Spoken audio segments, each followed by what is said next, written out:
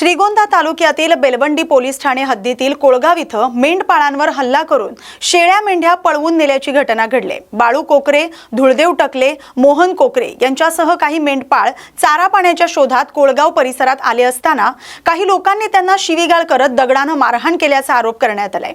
यावेळी काही जातीवंत मेंढ्या, बोकड आणि 7-8 शेळ्या हाकलवून नेल्याचं मेंढपाळांनी सांगितलंय। तसंच गुन्हा दाखल केल्यास जीवे मारण्याची धमकी दिल्याचाही आरोप त्यांनी केलाय। घाबरलेल्या मेंढपाळांनी महाराष्ट्र मेंढपाळ आंदोलनाचे अध्यक्ष सखाराम अण्णा सरक यांच्याशी संपर्क साधलाय। त्यांनी तातडीने पोलीस प्रशासनाला माहिती दिल्यानंतर बेलवंडी पोलीस ठाण्याचे पथक घटनास्थळी दाखल झालं। या प्रकरणी गुन्हा दाखल करण्याची प्रक्रिया सुरू आहे। यावेळी आंदोलनाचे कार्यकर्ते मुक्ताजी वाघ, पांडुरंग टकले आदी उपस्थित होते। आरोपींवर तातडीने कारवाई न झाल्यास जिल्हाधिकारी कार्यालय अहिल्यानगर इथं आंदोलन करण्यात येईल असा इशारा सखाराम सरक यांनी दिलाय। आमची काल बकरी कोळगावहून थांबत आली। आम्ही फाट्याकडे थांबलो होतो। त्यांनी आमची दगडांनी हाणमार करून माणसं दामटून काढली कारड्यांनी। 7 बकरं आमची उडवून नेली। आमच्यावर कारवाई केली। आमची 2 लाखाची नुकसान केली। त्या दिवशी मी लोणंदवरून 50,000 रुपयाचा पाणी घालला, तो पण घेऊन गेली। माझी 7 बकरी गेली, तर माझी एकट्याची 7 वाड्यातून माझीच बकरं गावली एकट्या। माझ्या म्हाताऱ्याला मारलं, जवळजवळ 80 वर्षाचा म्हातारा, त्यांनी लाथा घातल्या, माझ्या पोराला लाथा घातल्या। मग ते सगळी पळून गेली। माझ्या म्हातारा पोरगं गावलं, त्याला ते मारलं। पोलीस प्रशासन काही दखल घेत नाही काय? दिली ना सकाळी। मग घेतली त्यांनी दखल। काय म्हणले ते म्हणले येतो आम्ही, धरतो, गावली तर घेऊन जातो। गावलं धरतो म्हणजे नाही का? हां, गावल्यावर घेऊन जातो। नमस्कार, मी सखाराम सरक, संस्थापक अध्यक्ष महाराष्ट्र मेंढपाळ आक्रोश आंदोलन अहिल्यानगर। आपण जर बघितलं, काल 4:30च्या दरम्यान जी घटना घडली, म्हणजे दिवसा दरोडा पडलेला आहे। ही का रात्रीची घटना नाही, दिवसा घडलेली घटना आहे। ज्यावेळेस मेंढपाळ दुसऱ्या मुक्कामातून दुसऱ्या या ठिकाणी मुक्कामी मेंढ्या घेऊन आलेल्या असताना, मेंढ्या थांबलेला असताना त्या ठिकाणी त्या जो पारधी समाज त्या ठिकाणी वस्ती करून राहतोय, ते लोक डायरेक्ट आल्याने ह्या लोकांना मारहाण करून त्यांच्या मेंढ्या आणि शेळ्या बोकडे चोरून नेले आहेत। ज्यावेळेस यांनी विरोध करायचा प्रयत्न केला, त्या ठिकाणी त्यांना काठ्याने आणि दगडाने मारहाण करण्यात आली। एक 80 वर्षाच्या म्हाताऱ्याला त्यांनी लाथाबुक्क्यांनी मारहाण केली। एका मुलाच्या नाकावरती कोरडीचा घाव केलेला आहे। ह्या सगळ्या गोष्टी ज्यावेळेस मला फोनवरून कळाल्या, त्यावेळेस मी कंट्रोल रूमला, एसपी ऑफिसला, कंट्रोल रूमला फोन केला आणि बेलवंडी पोलीस स्टेशन या ठिकाणी पोलीसची गाडी आली। पोलिसांनी सहकार्य केले, त्याबद्दल आमचं काही दुमत नाही। परंतु आज उशिरापर्यंत गुन्हा दाखल करण्याचं काम चालू होतं। आरोपी त्या ठिकाणी डिटेक्ट झालेले आहेत, परंतु अजून आरोपीला अटक केलेली नाही। तुमच्या इथे पुढे काय असेल?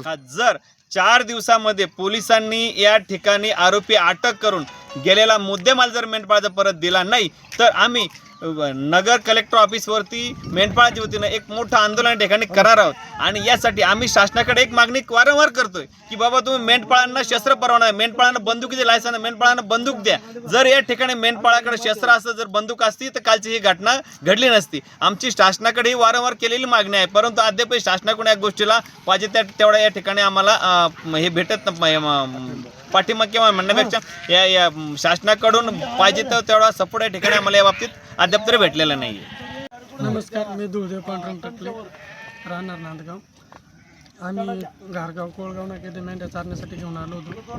तर तिथं रात्री 5:30 वाजता काय झाले का, मेंढ्या चारत असताना का एक 8-9 पारधी आले आणि त्यांनी आमच्या म्हणजे समजा मेंढपाळ बांधवांना मारलं, आम्हाला पण मारलं गोट्याने, आणि ज्या हातात कोरडे काठा होत्या ते पण हिसकावल्या। त्यांनी हाणलं आणि काही जण आमच्या मागे गेले, बाया पोरांना पण मारलं आणि त्यांनी जवळजवळ म्हणजे 7 बकरं नेले। त्याची किंमत काय? 7 बकराची 7 बकराची कमी 1.5-2 लाख रुपये किंमत आहे। तर आम्ही जाऊन 7-8 बकरी गेली। आपल्याला फ्रॅत दिली बेलवंडीला, बेलवंडी पोलीस स्टेशनला। पोलीस स्टेशन साहेब काय म्हणले तिथले? साहेब म्हणले आम्ही चौकशी करू आणि लवकरात लवकर आरोपीला अटक करू। तुमची इथून पुढे दिशा काय आहे? इथून फक्त आमची एवढी दिशा आहे बघा, इथून पुढे समजा वारंवार आमच्या धनगर बांधावर समजा नाही का अन्याय होत आहे, हे फक्त कुठेतरी थांबावं असं। आगामी निवडणुकांच्या पार्श्वभूमीवर नांदेड जिल्ह्यातील 27,77,000 मतदारांच्या विशेष संक्षिप्त मतदार यादी पुनरीक्षण कार्यक्रमासाठी जिल्हा प्रशासन सज्ज झाले। जिल्हाधिकारी यांनी पत्रकार परिषदेत याबाबत माहिती देत पात्र एकही नागरिक मतदार यादीपासून वंचित राहू नये असं आवाहन केलंय। जिल्हाधिकारी कर्डिले यांनी सांगितले की 20 जून ते 21 जुलै या कालावधीत बूथ लेवल अधिकारी म्हणजेच BLO घराघरात जाऊन गणना फॉर्म भरून घेणार आहेत। नागरिकांनी आवश्यक कागदपत्र उपलब्ध करून देत BLO यांना सहकार्य करावं। या मोहिमेनंतर 5 ऑगस्ट रोजी प्रारूप मतदार यादी प्रसिद्ध करण्यात येईल। प्रारूप यादी प्रसिद्ध झाल्यानंतर 5 ऑगस्ट ते 1 सप्टेंबर या कालावधीत नवीन नाव समाविष्ट करणं, नाव वगळणं, दुरुस्ती किंवा अन्य दावे आणि हरकती स्वीकारल्या जाणार आहेत। सर्व अर्जांची पडताळणी पूर्ण झाल्यानंतर 7 ऑक्टोबर रोजी अंतिम मतदार यादी प्रसिद्ध केली जाणार आहे। मतदारांनी आपल्या नावाची खात्री करून आवश्यक असल्यास वेळेत दुरुस्ती करून घ्यावी असं आवाहन करण्यात आले। इलेक्शन कमिशनच्या निर्देशानुसार पूर्ण महाराष्ट्रामध्ये विशेष सखोल पुनर्निरीक्षणाचं काम चालू आहे आणि आपल्या जिल्ह्यामध्ये 30 जून ते 29 जुलै या काळामध्ये BLOच्या मार्फत घरोघरी जाऊन या सगळ्या इन्युमरेशन फॉर्मचं डिस्ट्रीब्युशन, कलेक्शन आणि डिजिटायझेशन हे काम आपलं चालू आहे। या निमित्ताने माझं सर्व पत्रकार मित्रांना, राजकीय पक्षांना, कारण त्यांच्याकडून BLOची नियुक्ती होत असते, त्यासोबत नागरिकांना आव्हान आहे या काळामध्ये आपण BLOना सहकार्य करा, कारण ते घरोघरी येऊन आपल्या सगळी जी माहिती त्यांना आवश्यक देणं, फॉर्म भरून घेणं हे फार महत्वाचं राष्ट्रीय कार्य आहे। आणि आतापर्यंत आपण या सगळ्या प्रक्रियेमध्ये 3000 पेक्षा जास्त BLO, 308 सुपरवायझर आणि साधारणतः 125 ERO म्हणजे सहाय्यक मतदार नोंदणी अधिकारी यांची नेमणूक केली आणि आतापर्यंत आपल्या जिल्ह्यामध्ये 33% जे फॉर्म्स आहेत ते कलेक्ट झालेत आणि 7.62 डिजिटाईज झाले।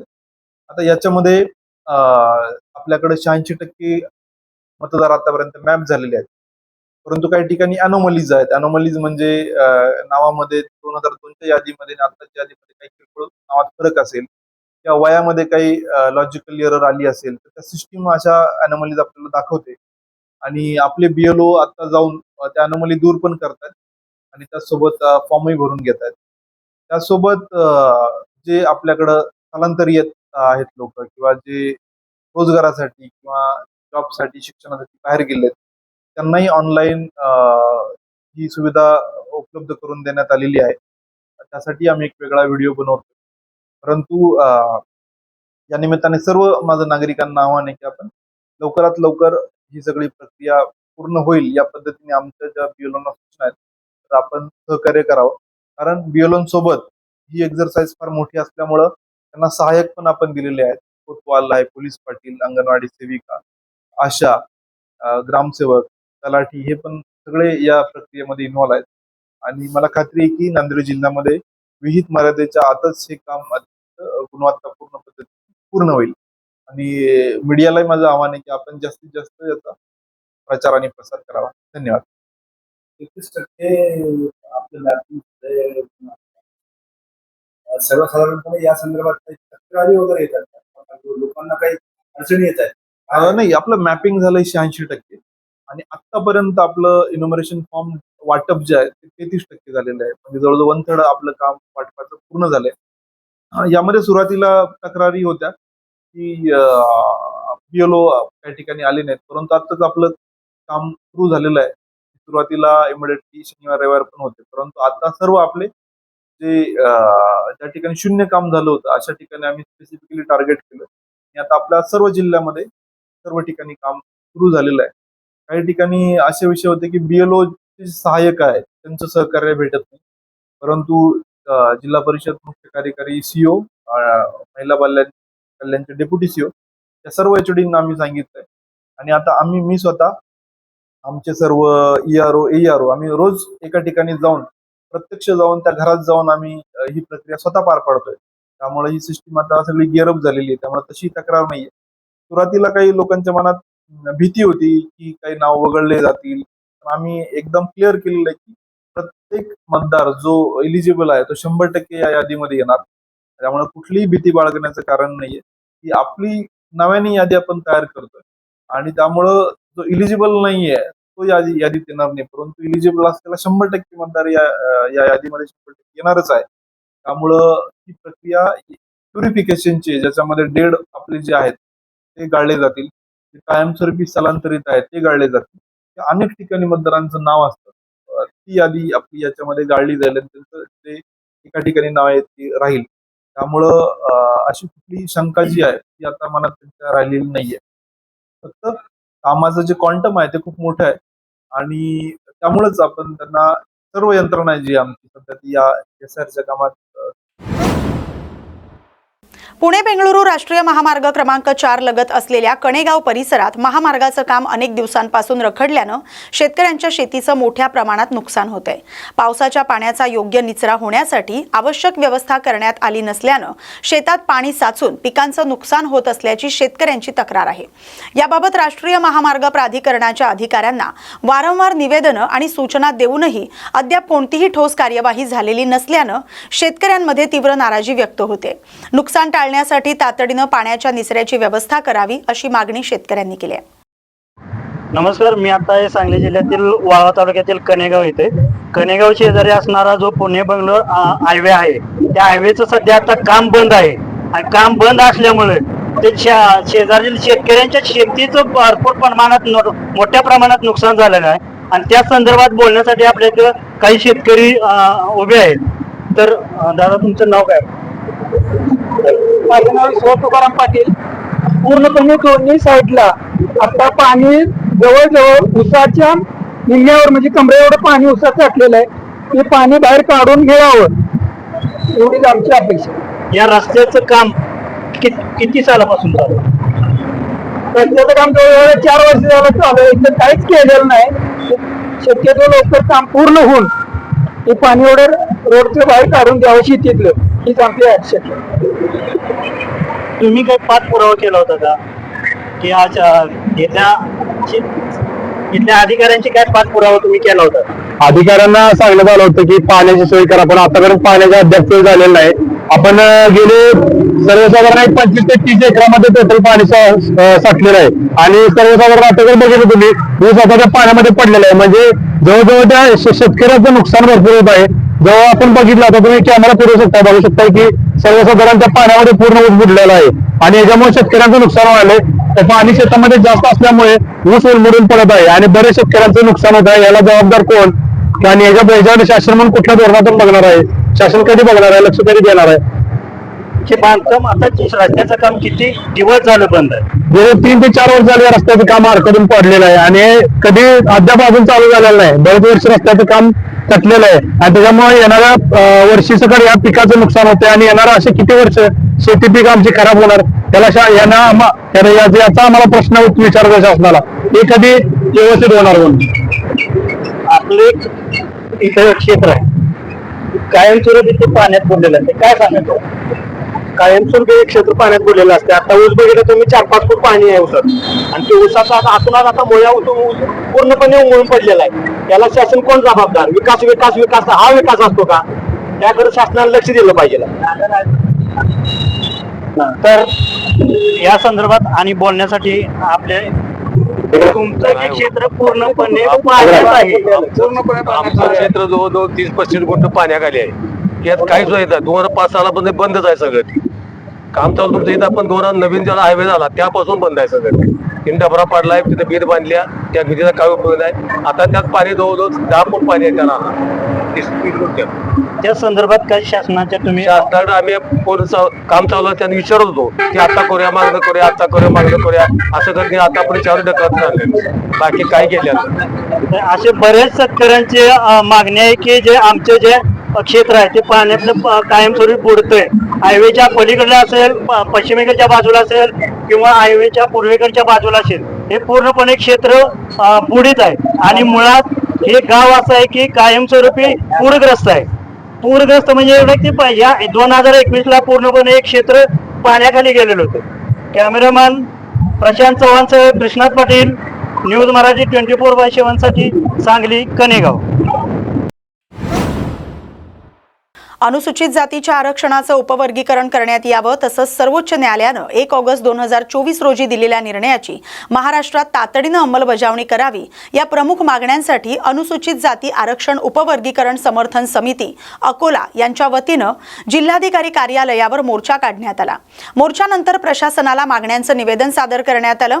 या निवेदनात सर्वोच्च न्यायालयाच्या निर्णयानुसार राज्य शासनानं तातडीनं आवश्यक कार्यवाही करावी अशी मागणी करण्यात आली। समितीच्या पदाधिकाऱ्यांनी सांगितले की पंजाब, हरियाणा, कर्नाटक, तेलंगणा आदी राज्यांनी उपवर्गीकरणाच्या दिशेने कार्यवाही सुरू केली आहे. त्याच धर्तीवर महाराष्ट्राने देखील निर्णयाची अंमलबजावणी करावी. अनुसूचित जातीतील विविध घटकांमधील शैक्षणिक, आर्थिक आणि रोजगारातील विषमता कमी करण्यासाठी उपवर्गीकरण आवश्यक असल्याचं मत यावेळी व्यक्त करण्यात आलं. आज दिनांक 7 जुलै रोजी अकोला जिल्ह्यामध्ये समस्त अकोला जिल्ह्याच्या वतीने सर्व 59 जातीच्या समूहाच्या वतीने आरक्षण उपवर्गीकरणाचा जो हा मोर्चा काढण्यात आला, यामध्ये सर्व 59 जातीचे लोक आणि 59 जातीचे सर्व समाविष्ट झालेले आहेत. आणि आमचे शासनाला एवढीच मागणी आहे की या SC उपवर्गीकरण लवकरात लवकर करण्यात यावे. यासाठी आम्ही समस्त मातंग समाज आणि मी पुरुषोत्तम वाघमारे आम्ही सर्व या मोर्चामध्ये सहभागी झालेला आहोत. आणि सन्माननीय आजचे मुख्यमंत्री देवेंद्रजी फडणवीस साहेब हे खरंच मातंग समाजाची आणि 59 जातीची मागणी पूर्ण विविध जातीमध्ये आपापसामध्ये वाद लावण्याचे जे गट कारस्थान या ठिकाणी रचलं जात आहे. आम्ही सुरुवातीपासून सर्व दलित समाजातील SCतील 59 जाती बांधवांना सर्वांना या ठिकाणी सातत्याने आवाहन करीत आहोत की या ठिकाणी मातंग समाज केवळ एका समाजासाठी रस्त्यावर येत नाही, तर तो या अनुसूचित जातीतील 59 जातीला न्याय मिळावा म्हणून रस्त्यावर आलेला आहे. या ठिकाणी मातंग समाज आपल्या स्वतःचा वाटा मागत असताना मात्र इतर कुणाचाही तोटा होता कामा नये ही भूमिका घेऊन देखील मातंग समाज रस्त्यावर या ठिकाणी उतरलेला असताना दुर्दैवाने या ठिकाणी न्याय मागणाऱ्या या शोषित पीडित घटकांना या ठिकाणी दुष्ट देण्याचं आणि त्याच्यावर नाही त्या प्रकारचे आरोप करण्याचं षड्यंत्र सुरू आहे. आरोप करणारे म्हणतात RSSची, भाजपची, जातीवाद्यांची सुपारी घेऊन काही लोक या ठिकाणी ट्रोल करतायत. मात्र दुर्दैवाने या ठिकाणी यापूर्वी कधीही RSSचा किंवा भाजपचा ह्याचा प्रचार यापूर्वी कधी एवढा झाला नव्हता. एवढा प्रचार या गेल्या काही दिवसामध्ये या अनुसूचित जातीच्या उपवर्गीकरणाच्या विरोधातील लोकांनी या ठिकाणी सातत्याने करण्याचा प्रयत्न केलेला आहे. आम्हाला आता सध्या प्रश्न पडलेला आहे की नेमकी सुपारी कोणी घेतलेली. या ठिकाणी आम्ही एकत्रित बसून या ठिकाणी सर्वांनी एकत्रित मिळून 59 जात बांधवांनी या ठिकाणी शासनासमोर, प्रशासनासमोर गेलो पाहिजे आणि आमच्या 59 जातीची एकजूट राखण्यासाठी आम्ही एकत्रितपणे भविष्यामध्ये या ठिकाणी शासनाबरोबर लढलं पाहिजे आणि जास्तीचे अधिकार मिळवून घेतले पाहिजे. त्या पद्धतीची विनंती आणि आव्हान आपल्या चॅनेलच्या माध्यमातून या ठिकाणच्या सर्व अनुसूचित जातीतील जात घटकांना या ठिकाणी करतात. चिखली तालुक्यातील शेलगाव जहागीर येथील उषा साळवे यांना जमिनीच्या वादातून जीवघेणी मारहाण करण्यात आली होती. त्यांच्या परिवाराची भेट घेऊन त्यांचं सांत्वन करण्यात आले. पोलीस प्रशासनाची भेट घेऊन 24 तासाच्या आत जातीवादी आरोपींना अटक करा, त्यांच्यावर गुन्हा दाखल करा, त्यांच्या घरावर बुलडोझर चालवा अशी मागणी करण्यात आलेली आहे. त्यांची ताईंची जमीन त्यांना परत करून द्यावी आणि तात्काळ त्यांना न्याय द्यावा. सामाजिक कार्यकर्ते आणि पत्रकार प्रशांत डोंगरदिवे यांना फोनवरून धमकी देणाऱ्या पत्रकारांना संरक्षण कायद्यानं तात्काळ अटक करा, अन्यथा महाराष्ट्रातील सर्वपक्षीय संघटना कार्यकर्त्यांना घेऊन आपल्या पोलीस स्टेशनवर भव्य निषेध मोर्चाचं आयोजन करण्यात येईल असं इशारा देण्यात आलाय. सर्वांना माझे जय भीम. माझं नाव प्रतीक्षा रमेश साळवे, राहणार शेलगाव जागीर, तालुका चिखली, जिल्हा बुलढाणा. सगळ्यांना माहिती आहे की दिनांक 30 रोजी आम्ही शेलगाव जागीर येथे मी आणि माझी आई शेतात काम करत असताना तुरीच्या खोडक्या वेचत होतो. तेव्हा शिवाजी किसन शिराळे, किसन सुखदेव शिराळे, जिजाबाई किसन शिराळे आणि सुनील किसन शिराळे या 4 लोकांनी माझ्या आईला शेतातून ओढत नेलं होतं. खूप बेदम मारहाण केली होती. लाकडी काठ्यांनी आणि लोखंडी रॉडनी मारलं होतं. तिच्या गुप्त ठिकाणी मारलेलं आहे आणि तिची साडी वर करून बलात्कार करायचा प्रयत्न केला आणि मलासुद्धा खूप त्यांनी धमक्या दिल्या की तुझ्यावरही बलात्कार करतो आणि तुलाही तू कोणाकडे जाती तर जा, काय करती तर कर, अशा धमक्या तिथं जातीवाचक शिवीगाळ त्यांनी मला केली होती. या संपूर्ण प्रकरणामध्ये झाल्यानंतर या दोषीवर कारवाई करण्यासाठी पहिल्या दिवशीपासून माझ्या आंबेडकरी चळवळीच्या सर्व समाज कार्यकर्त्यांनी, पूर्ण माझ्या समाजाने, सगळ्या लोकांनी मला खूप मदत केलेली आहे आणि त्यांच्यामुळेच मला न्याय भेटणार आहे हे मला माहिती आहे. माझी विनंती आहे की 307 गुन्हा लवकरात लवकर दाखल झाला पाहिजे. त्यासाठी सगळ्या समाज बांधवांनी, सगळ्या आंबेडकरी चळवळीच्या सगळ्या कार्यकर्त्यांनी मला भरभरून मदत करा आणि माझ्या आईला लवकरात लवकर न्याय द्या आणि लवकर आरोपीला तात्काळ अटक झाली पाहिजे याचा पुरेपूर प्रयत्न करा आणि सर्वांना माझं जय भीम. धन्यवाद. जीव घेणे हल्ला त्यांच्यावरती झालेला आहे. या हल्ल्याचा सर्वप्रथम आपण सर्व आंबेडकरी समाजाच्या माध्यमातून या घटनेचा जाहीर निषेध करत आहोत. या घटनेचे जे आरोपी आहेत, जे मुख्य आरोपी आहेत, यांना अद्यापही अटक झालेली नाही. कुठल्या दबावाखाली पोलीस प्रशासन काम करत आहे का, कुठला राजकीय हस्तक या प्रकरणामध्ये आहे का, आणि जर असेल तर पोलीस प्रशासनाने कुठल्याही राजकीय हस्तक्षेपाला बळी न पडता संविधानाचं गांभीर्य लक्षात घेत या आरोपीला तात्काळ अटक करावी. अन्यथा आम्हाला आंबेडकरी चळवळीच्या माध्यमातून आरोपी अटक होत नसल्या कारणाने या बुलढाणा जिल्ह्यामध्ये चिखली तालुक्यात तीव्र स्वरूपाचं आंदोलन सर्व आंबेडकरी समाजाच्या माध्यमातून करावं लागेल आणि या घटनेचा निषेध करत आमच्या पीडित महिलेला या ठिकाणी आम्हाला न्याय द्यावा लागेल. हे महाराष्ट्र फुलेशाह आंबेडकरांचं महाराष्ट्र आहे आणि विशेष म्हणजे आपण ज्या जिल्ह्यामध्ये राहतो, राष्ट्रमाता राजमाता महासाहेब यांचा हा जिल्हा आहे आणि यांच्या पावनभूमीने, यांच्या जन्माने पावन झालेली सिंदखेड राजाची भूमी आहे. या जिल्ह्यामध्ये जर महिलांवर अशा प्रकारे अन्याय अत्याचार होत असेल तर खूप मोठी शोकांतिका आहे बुलढाणा जिल्ह्यासाठी. माझ्या बुलढाणा जिल्ह्यातील तमाम आंबेडकरी पक्ष संघटनेतील सर्व समाज बांधवांना या माध्यमातून मी आवाहन करतो की आपण जास्तीत जास्त संख्येने आपल्या समाज बांधव, आपल्या समाजातील महिलेला न्याय द्यायला पाहिजेत आणि यांना न्याय मिळाला पाहिजेत. म्हणून या आपल्याला मोठं जन आंदोलन या चिखली तालुक्यामध्ये निर्माण करायचं आहे. त्याकरता आपण सर्वांनी यासाठी एका ताकदीने सहभागी व्हायचं आहे. विशेष म्हणजे आजच्या आम्ही या ठिकाणी पीडिताला भेटायला आलेलो असताना आम्हाला कळालं की जे पीडित महिला आहे त्यांना चिखली या हॉस्पिटलमधून छत्रपती संभाजीनगर येथे रेफर केलेलं आहे. त्यांना रेफर करण्याचं कारण काय आहे, कुठल्या दबावाखाली त्यांना या ठिकाणी रेफर केलेलं आहे का, असं सुद्धा आमच्या या ठिकाणी संशय निर्माण होत आहे. या ठिकाणी संपूर्ण राजकीय दबावाखाली जर हे घटना घडत असतील तर आम्ही या राजकारण्यांना आंबेडकरी दणका दाखवल्याशिवाय आम्ही राहणार नाही. या ठिकाणी आमचे सर्व आंबेडकरी चळवळीतील पक्ष संघटनेतील सर्व ज्येष्ठ पदाधिकारी आहेत. या सर्वांच्या वतीने आम्ही या ठिकाणी लवकरच जन आंदोलन निर्माण करणार आहोत. गडचिरोली जिल्ह्यात सिरोंचा तालुक्यातील नडीकुंडा केंद्रांतर्गत येणाऱ्या जिल्हा परिषद प्राथमिक शाळा गंजीरामनापेटा इथं मागील वर्षी पटसंख्या कमी असल्यानं शेवटची टीसी 17 जुलै 2025 रोजी देऊन शाळा बंद करण्यात आली होती. पालक आणि विद्यार्थ्यांचे बेहाल झाले. दुसऱ्या गावातील शाळेत शिकण्यास पाठवून वर्ष काढलं. यावर्षी 2026-27 या चालू शैक्षणिक वर्षात एकूण 13 विद्यार्थी या शाळेत शिकण्यास तयार होते. यापुढे विद्यार्थी संख्या वाढण्याची शक्यता आहे आणि तरीही शाळा पूर्ववत सुरू करावी यासाठी इथले पालक वर्ग संवर्ग विकास अधिकारी यांना अर्ज देऊन त्यांनी विनंती केली आहे. दुसऱ्या गावातील शाळेत पाठवून शिकवण्या इतके येथील लोकांची आर्थिक परिस्थिती नाही. 13 विद्यार्थी शिक्षणापासून वंचित राहण्याची शक्यता आहे. त्यामुळे वरिष्ठ अधिकारी या विषयाकडे लक्ष देऊ शकतात आणि शाळा पूर्ववत त्यांनी सुरू करावी अशी मागणी ग्रामस्थांनी केली आहे.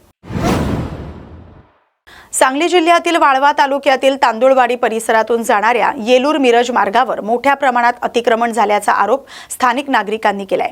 अतिक्रमणामुळे वाहतुकीला अडथळा निर्माण होतोय. नागरिकांना दैनंदिन ये-जा करताना मोठा त्रास सहन करावा लागतोय. या प्रकरणी प्रांत कार्यालय आणि भूमी अभिलेख विभागाकडे लेखी तक्रार करूनही अद्याप कोणतीही ठोस कारवाई झाली नसल्याचा आरोप नागरिकांनी केलाय.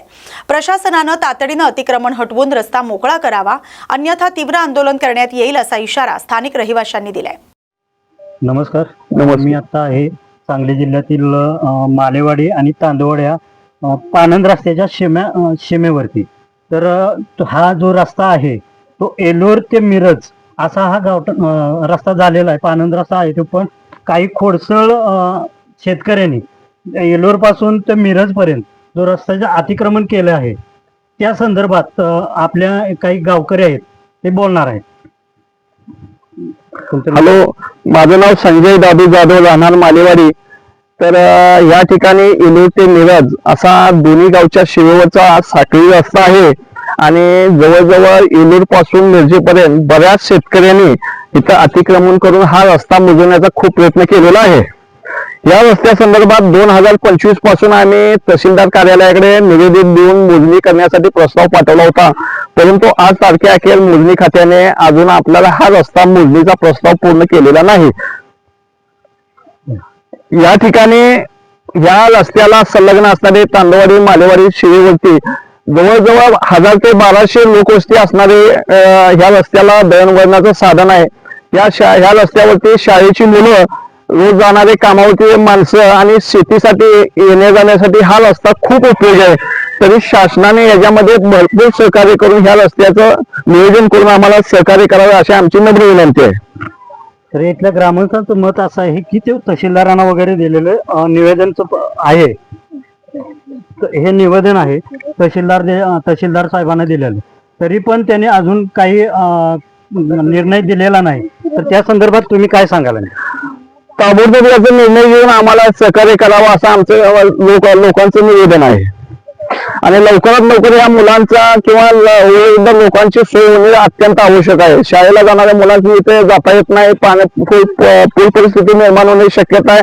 इथं मोटरसायकल येऊ शकत नाही, 4 चाकी येऊ शकत नाही, रस्त्याचं खूप अतिक्रमण झालेलं आहे.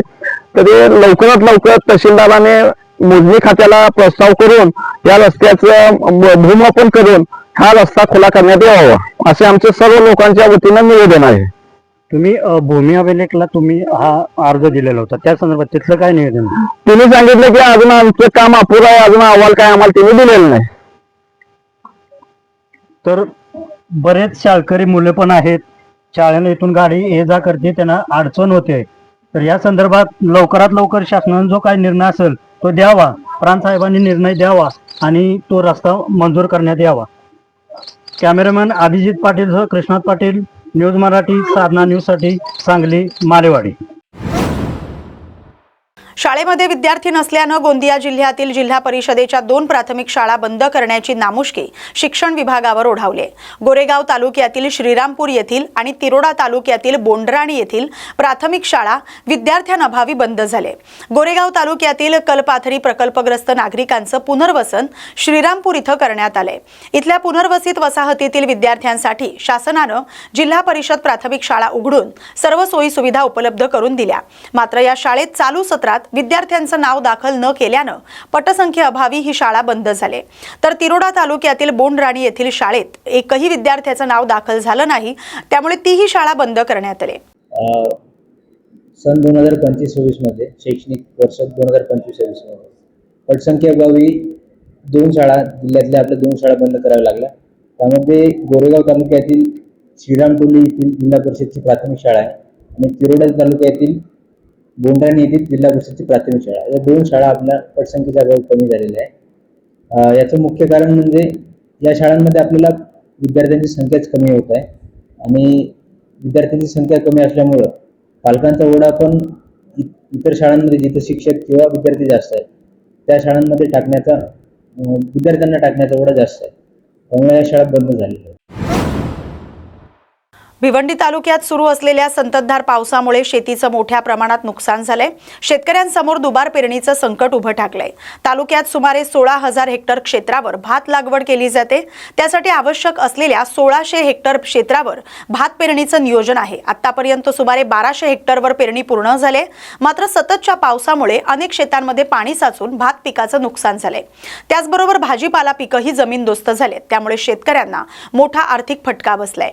वाढलेली मजुरी, ट्रॅक्टर, बियाणं आणि खतांच्या खर्चात भर पडलेली असतानाच अस्मानी संकट कोसळल्यानं शेतकरी हतबल झालाय. शासनाकडून तातडीच्या आर्थिक मदतीची मागणी केली जाते. भात जे पेरणी केली होती ते पुरा कुजून गेला. परत त्याच्यामध्ये आम्ही थोडं भाजीपाला लावला होता तोही फुकट गेला आणि आम्हाला काहीतरी याच्यावर तुम्ही मदत करावी असे आमची मागणी आहे. भात फुकट गेला, आमचा भाजीपाला फुकट गेला. आता आम्ही कुठला बियाणं आणायचा, कुठून काय करायचा, महागाई झाली, कुठल्या पैसा आणायचा, पैसा कुठं आहे आमच्या जवळ, असं आम्ही त्याच्यावर समजा आमचा चालले थोडतोरा करून त्यांनी आपला भात पेरले तो पण फुकट गेला. ही महागाई मुला भात कुठले आणायचा, भात कवरा महागाई. शासनाला काय सांगा, मदत करा आम्हाला. अहो सर्व मांडव बिंडव सर्व गेले आमचं. आता परत भाजीपाला लावायचा बोलल्यावर मोठी गोष्ट आहे ना. पेरणी तर सपच गेली. काय झालं नेमकी? उगावले डायरेक्ट सडून गेला. 2 आला पाऊस पडला जोरदार बोलल्यावर सरून गेलं. तिथे शेतकरी काय करणार आहे? शासनाला काय सांगाल? शासनाला काय, आता शासन आहे, आम्हाला काहीतरी सहकार्य करायला पाहिजे. रत्नागिरी शहरालगतच्या आंबेशेत रस्त्यावर वेगवान वाऱ्यामुळे मोठं वडाचं झाड घरावर कोसळल्याची घटना घडली। संपदा डोंगरे यांच्या घरावर झाड कोसळल्यानं घराचं मोठं नुकसान झालंय। घराशेजारी उभी असलेली चारचाकी गाडीही झाडाखाली दबली गेल्यानं तिचंही मोठं नुकसान झालंय। सुदैवानं ही घटना घडली तेव्हा घरात किंवा परिसरात कोणीही नसल्यानं मोठी जीवितहानी झालेली नाही। घटनेनंतर स्थानिकांनी किंवा संबंधित यंत्रणांनी मदत कार्य सुरू केलंय। नुकसानीचा पंचनामा करण्याची प्रक्रिया सुरू आहे। नाशिक जिल्ह्यातील देवळा तालुक्यातील खामखेडा इथं विहिरीच्या खोदकामादरम्यान भीषण अपघात झालाय। विहिरीतील पाणी उपसण्यासाठी बसवण्यात आलेल्या मोटारीचा वायर रोप अचानक तुटल्यानं अवजड मोटर थेट विहिरीत कोसळली। या दुर्घटनेत राजस्थानमधील एका मजुराचा मृत्यू झालाय तर दुसरा मजूर गंभीर जखमी झालाय। खामखेडा येथील शेतकरी रमेश शेवाळे यांच्या शेतातील जुन्या विहिरीचं खोदकाम सुरू असताना हा अपघात घडलाय। विहिरीत काम करणाऱ्या मजुरांच्या अंगावर मोटार कोसळल्यानं चेतन मेघवंशी यांच्या डोक्याला गंभीर दुखापत झाली। त्यांना तातडीनं देवळा ग्रामीण रुग्णालयात दाखल करण्यात आलं, मात्र डॉक्टरांनी त्यांना मृत घोषित केलं। या अपघातात सुरेश हरिजन हे गंभीर जखमी झाले, त्यांच्यावर पुढील उपचार सुरू आहेत। नाशिक शहरात गेल्या काही दिवसांपासून सुरू असलेल्या संततधार पावसामुळे गोदावरी आणि नंदिनी नद्यांना पूर आलाय। अनेक सखल भागांमध्ये पाणी साचलंय। या पार्श्वभूमीवर नाशिकचे पोलीस आयुक्त संदीप कर्णिक यांनी पूरग्रस्त भागाची प्रत्यक्ष पाहणी करत परिस्थितीचा आढावा घेतला। यावेळी त्यांनी रामकुंड, गाडगे महाराज पूल तसंच इतर संवेदनशील पूरग्रस्त भागांना भेट देऊन वरिष्ठ पोलीस अधिकाऱ्यांसह परिस्थितीची माहिती घेतली। आपत्ती व्यवस्थापन पथक आणि पोलीस दलाला 24 तास हाय अलर्टवर राहण्याच्या सूचना देण्यात आल्या। दरम्यान नागरिकांनी नदीकाठ, पूरग्रस्त भाग, पाण्याखाली गेलेल्या रस्त्यांपासून दूर राहावं, प्रशासनाच्या सूचनांचं पालन करावं आणि कोणतीही जोखीम पत्करू नये असं आवाहन पोलीस आयुक्त संदीप कर्णिक यांनी केलंय। पाणी जास्त होत आहे त्या ठिकाणी आमचे लोक कंटिन्यूस मॉनिटरिंग करत आहेत। Control room, police control room आहे, कॉर्पोरेशनचा कंट्रोल रूम आहे, डिझास्टर मॅनेजमेंटचा कंट्रोल रूम ते मॉनिटर करतोय आणि ज्या ठिकाणी पाणी जाईल त्या ठिकाणी ट्रॅफिक डायव्हर्ट करणं किंवा त्या ठिकाणी जर पाणी साचत असेल तर त्या ठिकाणी कुठलाही प्रकारचा काही इन्सिडेंट होऊ नये यासाठी डिप्लॉयमेंट करणं पोलीसची, अशा प्रकारचे आमचे नियोजन चालू आहे। सर, सगळ्यात महत्त्वाचं म्हणजे काल पण असे प्रकार घडले होते की पूर येतो आहे, नागरिक त्या ठिकाणी पुराच्या पाण्यात जाऊन सेल्फी व्हिडिओ काढतात, त्यामुळे कुठेतरी पोलीस प्रयत्न करतात की खरं तर नागरिकांनी इथे येऊ नये, मात्र नागरिक काही ऐकायला तयार होत नाही। नागरिकांना एक महिना जो पाऊस नव्हता त्यानंतर हा जो पाऊस पडला त्यामुळे नागरिकांमध्ये एक आनंदाचं वातावरण असू शकतं, पण आमची सर्व पोलीस विभाग आणि सर्व प्रशासनातर्फे सर्व नागरिकांना विनंती आहे की आपली जी सेफ्टी आहे, पाणी मोठ्या प्रमाणावर आहे। आपण जर फ्लो बघाल या ठिकाणचा तर खूप स्ट्रॉंग म्हणजे पूर आल्यासारखा फ्लो या ठिकाणी नदीला आलेला आहे आणि अजून तर डॅमचे दरवाजे न उघडता एवढा स्ट्रॉंग फ्लो आहे।